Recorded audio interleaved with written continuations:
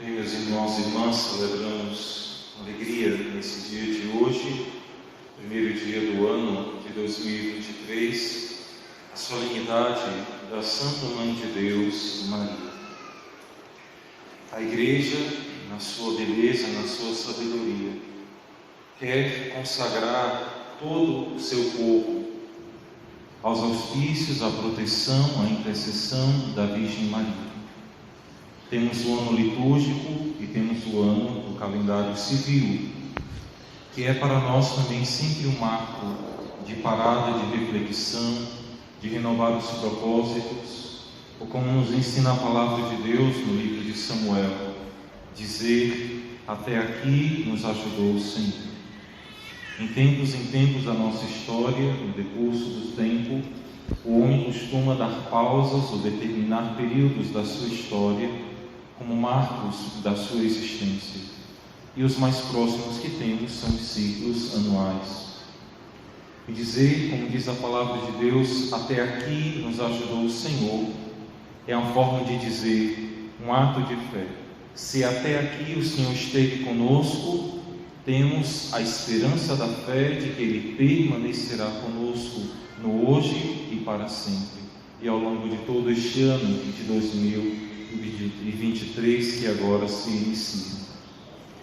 Iniciamos com a solenidade que invoca o título mais elevado que podemos dar a Nossa Senhora, acima, digamos assim, o cume, digamos assim, da nossa devoção.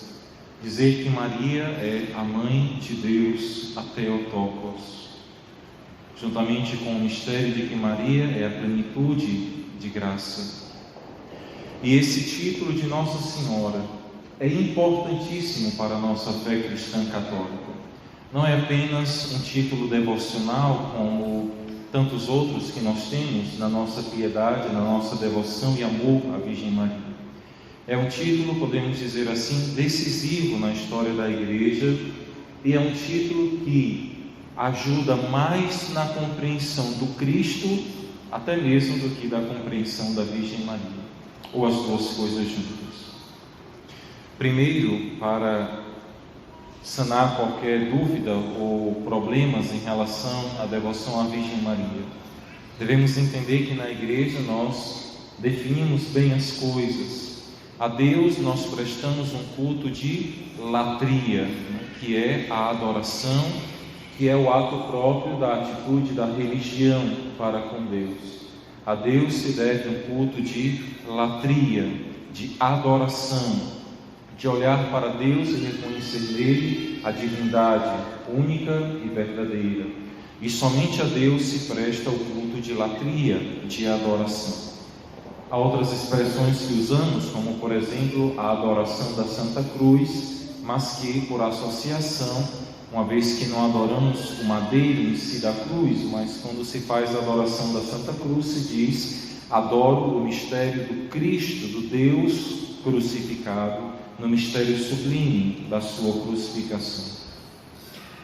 À Virgem Maria nós prestamos um culto de dulia, que é um culto de respeito, de veneração. Essa dulia nós prestamos na ordem natural aos nossos pais, às pessoas constituídas em dignidade, como nossos pais, algumas autoridades, a quem devemos aquele devido respeito e veneração. Nós não tratamos os nossos pais da mesma forma que tratamos o nosso amigo da faculdade. Nossos pais merecem uma dulia, um respeito maior e mais elevado. E em relação à ordem sobrenatural, nós devemos um culto de dulia, de veneração aos santos, pelo grau heróico de sua santidade de vida e pelo reconhecimento dos dons e graças que Deus lhe concedeu. Maria, como é uma das santas da Igreja, porém a mais santa, tota pulcra, a toda bela, a Igreja presta a Maria e a ela somente um culto de hiperdulia, ou seja, a máxima dulia, o máximo respeito e veneração, em vista do mistério próprio da sua vocação, que é a sua maternidade divina. e devemos a Maria um culto de hiperdulia, ou seja, a máxima veneração, mais do que a qualquer outro santo ou anjo, em virtude do mistério da encarnação, em virtude da união hipostática, que é a união da natureza humana e divina na única pessoa de Jesus, o Verbo de Deus. Não que a união hipostática se fez em Maria, Maria não se tornou Deus, mas o mistério da união em que Deus desce do céu, a pessoa do Verbo, e se une à nossa humanidade, se realiza no ventre da Virgem Maria, e Deus se utiliza da humanidade, da sarx, da carne, do corpo da Virgem Maria, para assumir a nossa humanidade. Por isso, reconhecendo a máxima ação de Deus na vida da Virgem Maria, prestamos a ela um culto tão grandioso e devido, desejado da parte de Deus para com a sua Mãe Santíssima. Mas é muito belo e importante lembrar que a liturgia tanto de ontem como a de hoje estão intimamente unidas. Ontem se dizia na oração da coleta que a origem e a plenitude da religião é a encarnação do Verbo. Lembrando-se os grandes problemas, as grandes primeiras heresias que surgiram na Igreja, o donatismo, mas sobretudo o arianismo. E a festa de hoje, da Mãe de Deus, é uma proclamação feita pela Igreja para colocar fim definitivo, digamos assim, ao grande problema da dúvida e da incerteza por parte de alguns hereges de quem realmente era Jesus Cristo. Então, o dogma, o título da Mãe de Deus é importante para a nossa fé na pessoa de Cristo. Para entendermos quem realmente é Jesus Cristo, a Igreja definiu, juntamente com isso, o dogma da Mãe de Deus, Maria a Theotokos. Não só a Christotokos, não só a Mãe de Cristo, mas a Mãe de Deus. E por que isso? No século antes, no século IV, 300 e pouco, digamos assim, a grande heresia do arianismo dizia que Deus, o Verbo, não podia se ter feito verdadeiro homem, porque se Deus tivesse feito homem, uma criatura, ele teria sido algo divisível, algo mutável, e Deus é imutável. E começou a proclamar que, na verdade, Jesus, ele não teve uma verdadeira humanidade. Ou melhor, que Jesus, o Verbo de Deus, não podia se fazer homem. E isso começava a colocar em questão se realmente o Verbo de Deus, o Salvador, era a segunda pessoa da Santíssima Trindade, e se o Cristo que morreu na cruz por nós era verdadeiramente o Deus Salvador, que juntamente com outras heresias vão dizer, tentando ainda corrigir, que na verdade Jesus também não tinha um corpo de verdade, era um corpo aparente, como se fosse um fantasma, que aparecia como um formato de ser humano. Mas se assim fosse, a morte de Cristo na cruz teria sido um grande teatro, e Deus verdadeiramente não teria nem assumido a nossa humanidade, nem teria morrido por nós na cruz, e assim não haveria salvação alguma. Para esse problema se convoca o concílio de Nicéia, e o grande santo Atanásio será uma das grandes luzes de Deus que Deus enviará, porque uma coisa certa é, comentava ontem a respeito de Bento XVI, e que com o tempo entenderemos a grandeza da sua vida neste tempo da história da Igreja.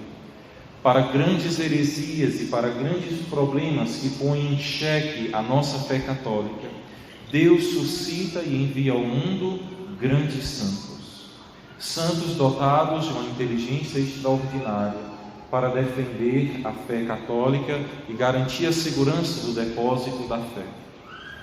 Por isso que naquele tempo o concílio de Nicéia, iluminado por Santo Atanásio e outros defensores, irão condenar o arianismo, e daí virá o nosso credo, como nós conhecemos hoje, uma parte dele, em que vamos dizer, não, cremos em Deus Pai Todo-Poderoso, e como vai dizer Santo Agostinho, o credo ele é importante para garantir a defesa da verdadeira fé católica.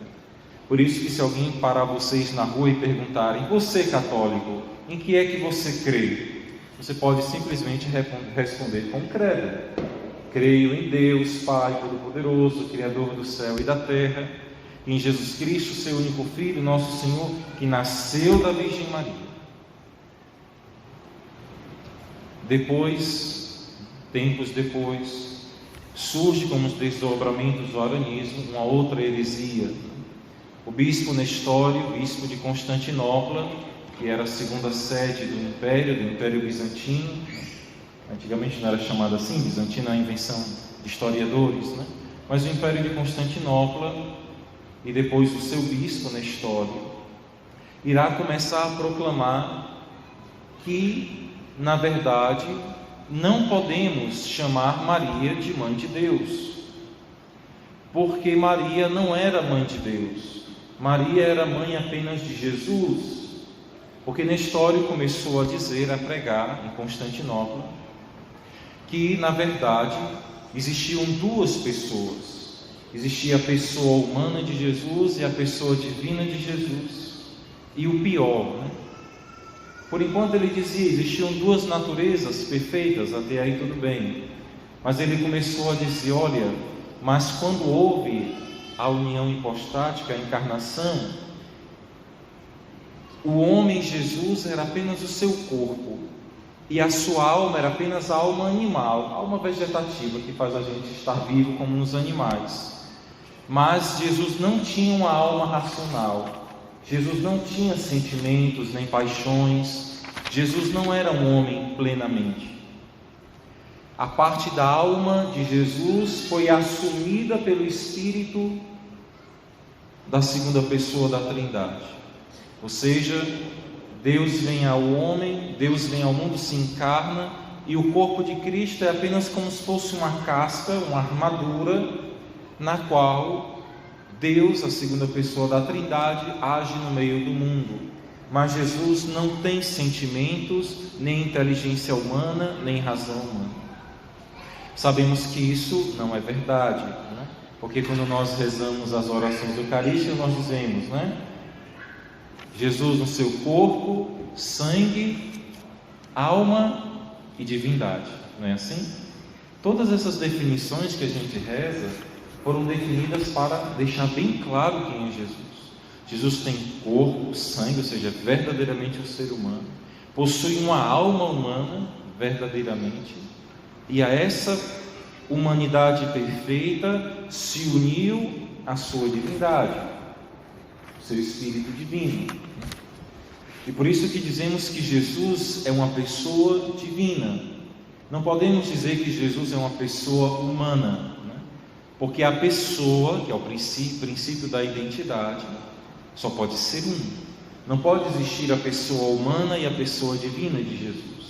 A única pessoa divina de Jesus possui duas naturezas perfeitas, a natureza humana e a natureza divina. Por isso dizemos que Ele é verdadeiro Deus e verdadeiro homem. A confusão ficou maior ainda quando um dos discípulos do bispo Nestório disse numa pregação, numa homilia, proibindo, olha, ninguém aqui pode mais chamar, né? Ele se chamava Anastácio, né? Um dos discípulos de Nestório.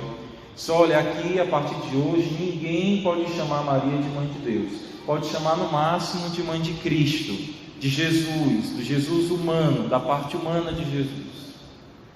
E o povo se revoltou completamente, porque, embora historicamente não havia, digamos, igrejas dedicadas a Maria com esse nome, mas já existia, já era de uso natural, muito antes de tudo isso, chamar Maria de mãe de Deus, desde os primeiros séculos. Nisso Deus faz surgir um outro grande santo. Do outro lado, em Alexandria, assume a cátedra um homem chamado Cirilo, né? São Cirilo de Alexandria. E sabendo dessas histórias que aconteciam em Constantinopla, envia cartas a Nestório, olha, você está com o pé na fogueira, você está virando herege, isso aí não está certo, né? E ele não escuta, né? Depois escreve para o Papa Celestino, explicando a situação, E o Papa imediatamente condena essas ideias de Nestório. Com tudo isso, São Cirilo de Alexandria consegue convocar que o Papa convoque o concílio de Éfeso em 430. Nestório, mais chateado ainda, faz com que o imperador faça convocá-lo mais rápido ainda, pensando que vai destruir. E é justamente no concílio de Éfeso, é tão bonito porque sabemos que Éfeso é o lugar onde Nossa Senhora foi residir, né? A casa de Nossa Senhora está em Éfeso, que hoje é na Turquia, né? E ali, né, eu tive a graça de rezar o rosário sentado, né, ali na igreja, no lugar onde os padres se reuniram para definir o dogma da Theotokos, né, junto com o meu bispo e o clero da minha diocese.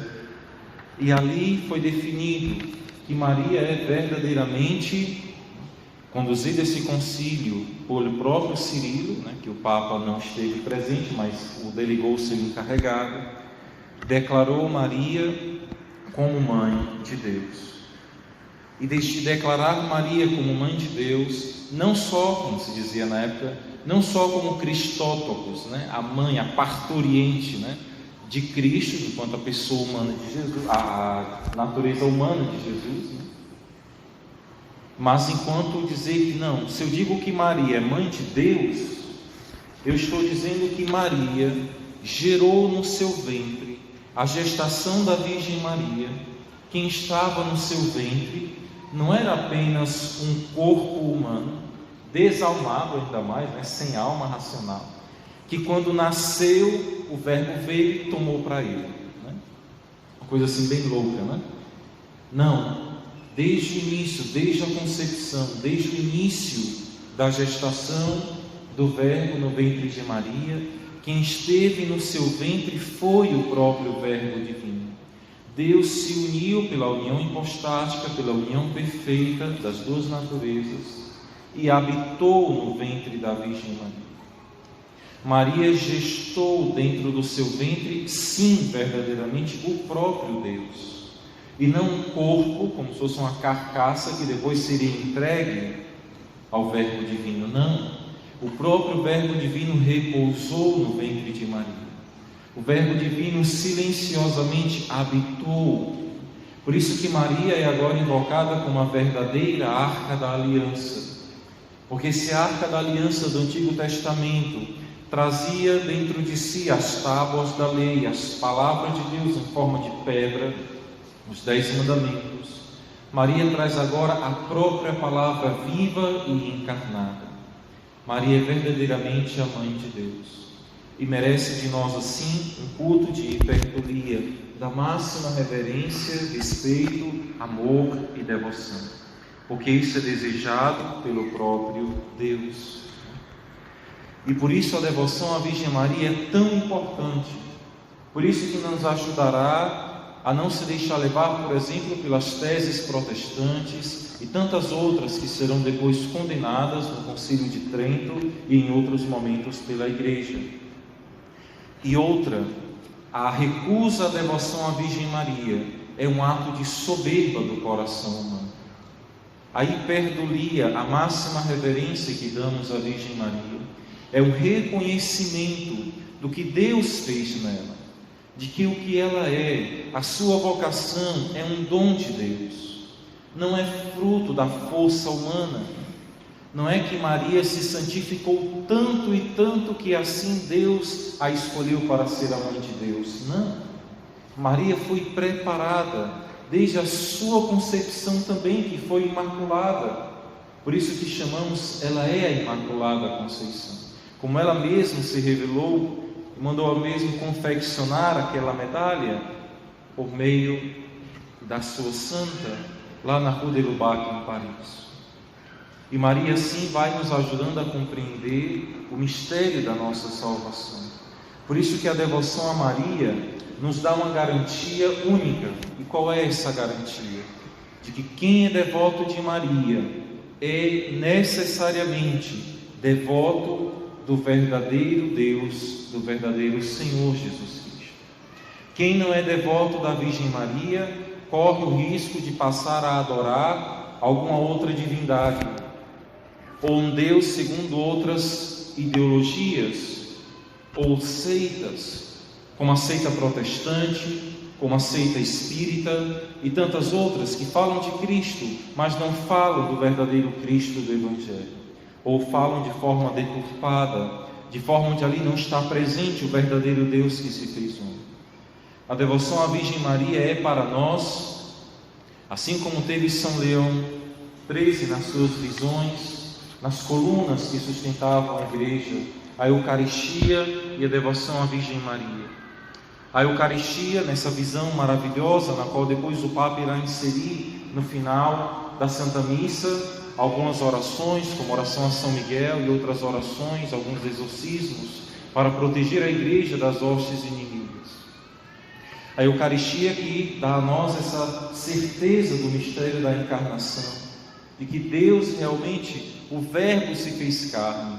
Essa é a nossa alegria, a nossa esperança e a nossa confiança. Deus está no meio de nós. Não só esteve, mas Ele está no meio de nós.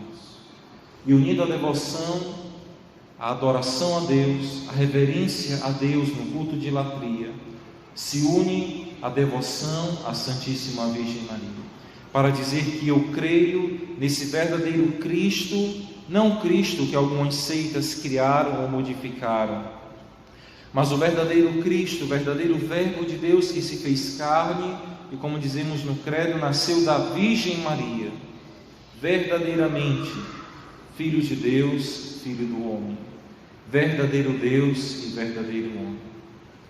Por fim, para concluir, a devoção à Virgem Maria nesse dia é um chamado também a renovarmos os nossos compromissos com Deus.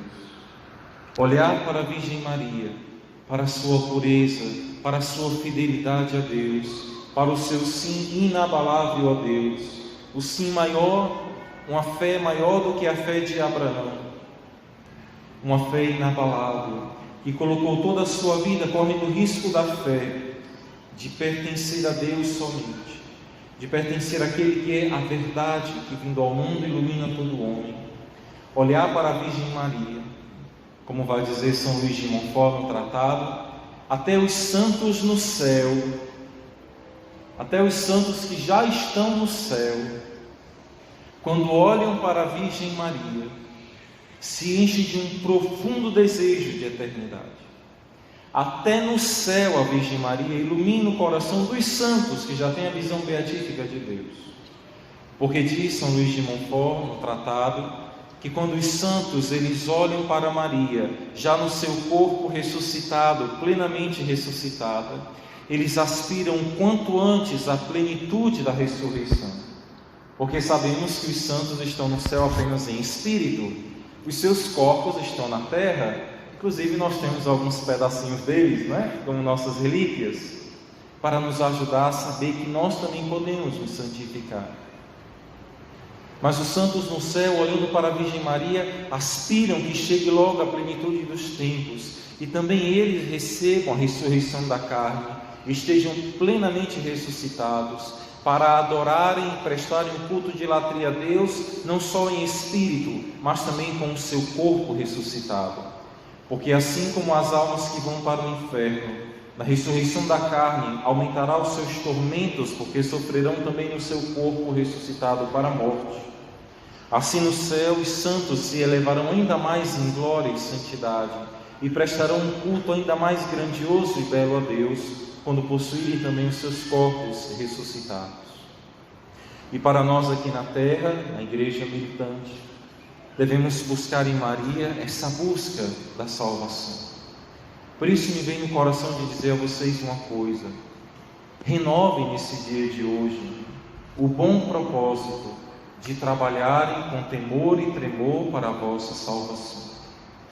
Não adiem a vossa conversão. Não adiem o que tem que ser feito para estarem plenamente em comunhão com Deus.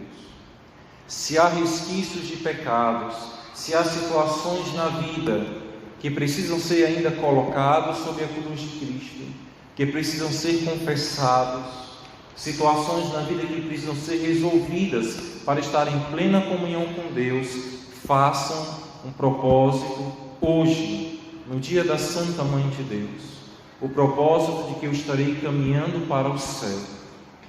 E um desses propósitos, que é o primeiro dos que eu comentava ontem, dos sinais da predileção da alma para alcançar a salvação eterna, o firme propósito de lutar contra os pecados mortais.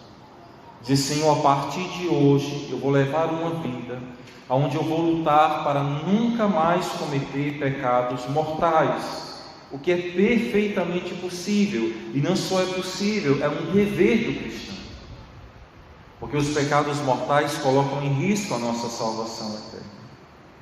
Então, hoje, nesse mês ainda, aqui uma sugestão do Padre para vocês, para quem ainda não tem esse hábito: façam um propósito esse ano, uma recomendação, né? Não é uma lei divina, mas é uma recomendação. Façam um propósito, quem ainda não tem, de confessar-se pelo menos mensalmente. Nunca passar mais do que um mês sem se confessar. Os santos se confessavam a cada 15 dias ou a cada semana. Por que isso, Padre? Porque a confissão, ela sempre renova no meu coração a consciência de que eu devo trabalhar para a minha salvação, a consciência de que essa vida passa, a consciência de que às vezes por um nada podemos perder a vida eterna. Claro que Deus tem milagres e graças extraordinárias na hora da morte, mas não podemos brincar com a nossa salvação. Do que cabe à minha parte, devo trabalhar para a minha salvação com profunda responsabilidade. Tem pessoas que esse ano ainda não se confessaram, né? Estou sabendo disso, né? Até eu, né, não me confessei ontem a última vez, né? Mas façam um propósito: não, nesse mês de janeiro eu tenho que me confessar, mês de fevereiro também. Padre, mas eu não tenho nenhum pecado mortal para confessar. Graças a Deus, essa é a meta, né? E tem pessoas que só vão se confessar quando cometem pecado mortal. Claro, se cometer o pecado mortal, não tem que esperar o dia fixado, tem que imediatamente, né? Tem que bater na porta para se confessar. Eu, quando me confessava com o Frei Roberto, né, era vivo, me confessava com ele. Quando ele não estava na igreja do Sagrado Coração, eu batia lá na porta dele, né? Batia lá no convento. Não, eu o Padre Marcelo, eu tenho que me confessar. Ele me atendia, né, com tanta caridade, depois tomava um cafezinho. Mas bate na porta, né, e se confessa, né, porque ninguém sabe o dia nem a hora que o Senhor pedirá contas da sua vida. Mas não por uma experiência de medo, mas por uma experiência de amor, né? Como as virgens prudentes, não, vou garantir que a minha vela, a minha lamparina esteja sempre acesa, não por medo de ficar do lado de fora, mas por medo de não ficar do lado de dentro, porque eu quero estar com Ele, eu quero estar com Deus para sempre. E não há nada mais maravilhoso do que estar com Deus, do que se libertar das coisas que nos afastam de Deus. Se tem situações na vida que precisam ser resolvidas, Senhor, esse ano serão todas resolvidas. Eu viverei na graça de Deus. Eu serei um homem ou mulher de Deus. A religião para mim não será apenas um aparato a mais da vida social, será o sentido da minha existência. Eu quero ser de Deus. A gente olha para a liturgia, a gente olha para a beleza dos símbolos da fé, tudo tão belo como aqui os irmãos e irmãs se preparam para nós. Dá gosto vir para a missa aqui no Reside, não dá? Né? Eu digo eu como padre, não é Padre Francisco Maria. Você se sente no céu, né? Porque a simbologia da arte cristã é algo que deve elevar o nosso coração ao céu. As artes feitas em pontas, como nós vimos aqui, não é por acaso, é para elevar o nosso coração para o céu. O incenso na igreja sobe ao altar para dizer que as nossas orações, corações ao alto, né? O nosso coração deve estar em Deus.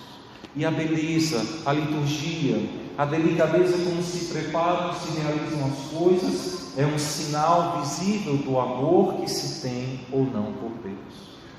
Na nossa casa, como nós vivemos, o que nós escutamos, né? Perdoe-me estender, mas também a questão da Virgem Maria, né? Como diz naquele belo canto de Fátima, vestir com modéstia, com muito pudor. Olhai como veste a mãe do Senhor. Tomai a Virgem Maria como modelo de vida cristã. Especialmente vocês mulheres, tão massacradas, tão machucadas por essa mentalidade imoral e pervertida em que nós vivemos, pela moda, pelos maus costumes, né?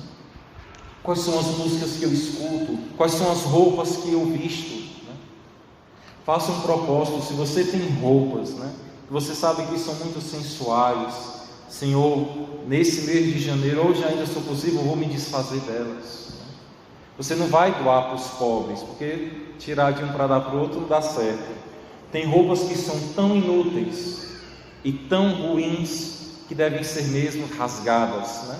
Talvez sirva para fazer um pano de chão, né? Tem uma boa serventia, né? Tem roupas que para isso servirá muito bem, mas não para vestir uma mulher.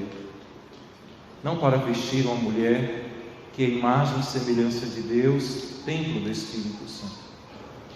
Façamos esse propósito. Estou dando algumas sugestões assim por alto, mas certamente se vocês simplesmente olharem para a Virgem Maria, se vocês se voltam 5 minutos para uma imagem da Virgem Maria, vocês vão ter dezenas, centenas de inspirações do que vocês devem fazer para ter uma vida santa.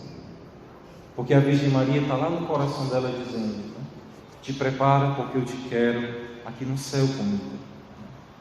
Eu sou a mãe de Deus, mas o meu Deus na cruz me disse, mulher, eis aí o teu filho. E a mãe de Deus, que grande presente, né, que Jesus nos deu. Na cruz nos deu nada mais do que menos do que a sua mãe, como presente para nós. E Maria verdadeiramente é a nossa mãe. Ela cuida de nós, ela intercede por nós.